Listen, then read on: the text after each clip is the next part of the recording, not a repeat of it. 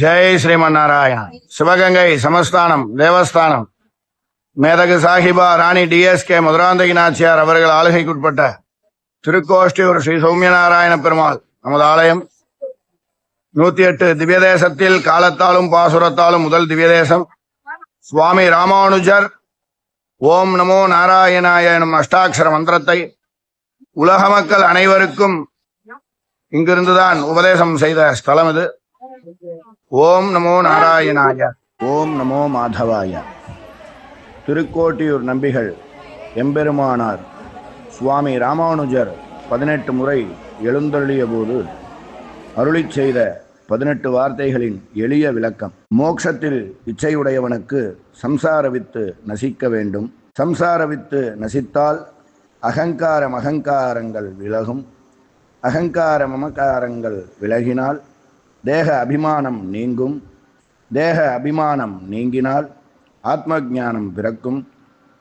ஆத்ம ஞானம் பிறந்தால் ஐஸ்வர்ய போகங்கள் வெறுப்பு உண்டாகும். ஐஸ்வர்ய போகங்களில் வெறுப்பு உண்டானால் எம்பெருமானிடத்தில் பிரேமம் பிறக்கும். எம்பெருமானிடத்தில் பிரேமம் பிறந்தால் விஷயாந்தரங்களில் ருஷி நீங்கும். விஷயாந்தரங்களில் ருஷி நீங்கினால் பாரதந்திரிய ஞானம் உண்டாகும். பாரதந்திரிய ஞானம் உண்டானால் அர்த்த காம ராகத்வேஷங்கள் நீங்கும். அர்த்த காம ராகத்வேஷங்கள் நீங்கினால் ஸ்ரீ வைஷ்ணவத்துவம் கைகூடும். ஸ்ரீ வைஷ்ணவத்துவம் கைகூடினால் சாதுக்களின் சங்கமம் கிடைக்கும். சாதுக்களின் சங்கம் கிடைக்கும்.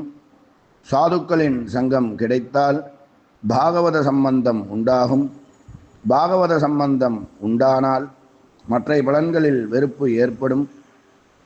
மற்ற பலன்களில் வெறுப்பு ஏற்பட்டால் எம்பெருமான் ஒருவனுக்கே அடியவனாவான். எம்பெருமான் ஒருவனுக்கே அடியவனானால் எம்பெருமானையே புகழாக கொள்வான். எம்பெருமான் ஒருவனையே புகழாக கொள்பவனே திருமந்திரத்தின் பொருளை கேட்க தகுதி பெறுகிறான்.